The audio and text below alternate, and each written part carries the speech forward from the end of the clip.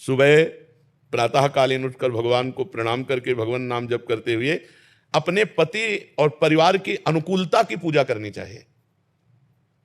हमारे पति को सुबह अगर सर्विस में जाना है और हम अपने भगवान का पर्दा हटाकर पूजा शुरू करते हैं तो वो पूजा अधूरी मानी जाएगी। सबसे पहले अपने पति की अनुकूलता। गृहिणी का परम कर्तव्य है अपने पति में भगवान को देखना, अपने पुत्रों में भगवान को देखना। पुत्रों को स्कूल जाना है, पति को सर्विस जाना है, तो सबसे पहले हमारी पूजा की तैयारी होनी चाहिए। अपने पतिदेव को संतुष्ट करके खिला पिला के उनका टिफिन तैयार करके उनको भेजा, पुत्रों को स्कूल भेजा, फिर अपनी दिनचर्या। लेकिन ये दिनचर्या करते हुए हम नाम जप कर सकते हैं। हम रसोई बना रहे, राधा राधा राधा राधा, हम सोहनी लगा रहे, राधा राधा राधा, पात्र मार्जन कर रहे, राधा राधा राधा। तो गृहिणी की सर्वोत्तम पूजा है अपने परिवार की अनुकूल परिस्थिति उपस्थित करते हुए, कहीं किसी भी तरह का झगड़ा, कोई परेशानी, किसी भी तरह की असंतुष्टता ना आते हुए नाम जप करते हुए करे। और जब वो चले गए तो अपने ठाकुर जी को उठाया, ठाकुर जी के श्रृंगार किया, ठाकुर जी की सेवा की, इस भाव से चले। वो ये ध्यान रखे कि भगवान सब में है, केवल मूर्ति में ही नहीं है। सास ससुर में भी भगवान है, हमारे पति में भगवान है, और जो परिवार के सदस्य पति के हैं वो भी भगवान के ही स्वरूप हैं। हमारा ऐसा व्यवहार सबके प्रति होना चाहिए, किसी को तनिक भी असंतुष्टता या हमारी चेष्टा से दुख नहीं पहुंचना चाहिए। यही सबसे बड़ी भगवान की पूजा होगी। किसका प्रश्न? बच्चों को डांटती हूं तो ऐसा लगता है कि उनको दुख ना लगे। नहीं, ये हमारा कर्तव्य है।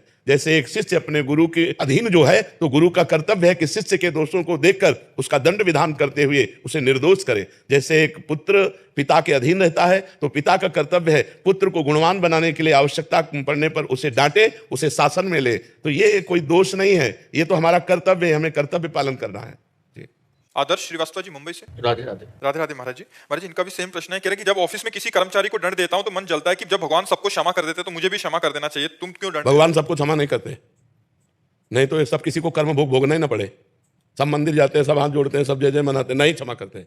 क्षमा तब करते हैं जब कोई आर्त भाव से कि अब लो नसानी, अब ना नसो आज तक किया, हे परमात्मा आज के बाद कदापि नहीं करूंगा और निरंतर नाम जप करूंगा, सही चलूंगा। तो भगवान कुछ दिन देखते हैं और फिर उसको क्षमा कर देते हैं।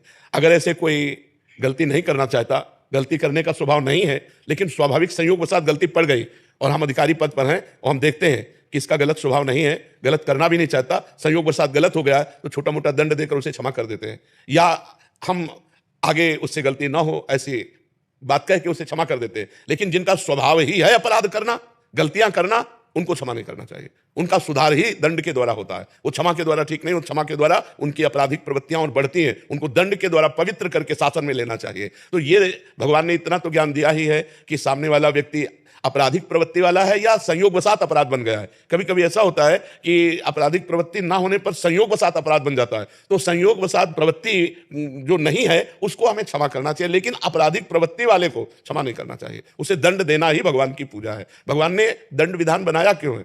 मान लो यहाँ तो कानून की व्यवस्था है, हमारे यहाँ नरक की व्यवस्था है। बड़े बड़े भयंकर कष्ट नरकों में दिए जाते हैं, तो भगवान ने ही तो बनाया है। जो आपराधिक प्रवृत्ति वाले अपने स्वभाव को नहीं ठीक कर पा रहे हैं और पाप करते चले जा रहे हैं, तो उनका मार्जन होगा दंड। जैसे यहाँ जेल में होता है, डंडा चलता है, 20 साल की सजा हुई, ये हुआ वो, ऐसे वहां भी नर्क का विधान है। जो यहाँ दंड नहीं भोगते उनको फिर नर्क में दंड भोगने को मिलता है। तो इतने कमजोर नहीं होना चाहिए। हर जगह क्षमा नहीं, हर जगह क्षमा काम नहीं करती, कहीं कहीं दंड विधान काम करता है। अब आपराधिक प्रवृत्ति नहीं है, उसे क्षमा करने के लिए तो हम भी राजी हैं कि एक बार क्षमा करना चाहिए। अगर भूल चूक हो गई, गलती हो गई, कोशिश करना चाहिए, उसे बचाव पक्ष में लेना चाहिए। लेकिन जिनकी प्रवृत्ति है छल कपट अपराध प्रमाद स्थिति, धर्म के विरुद्ध आचरण करना, ऐसों को दंड देना चाहिए। दंड से ही उनकी बुद्धि शुद्ध होती है। उसमें आप बिल्कुल निर्विकार रहिए और ऐसों पर दया भी ना कीजिए, क्योंकि विधान विधान है। अगर ज्यादा दया करेंगे तो आप अपने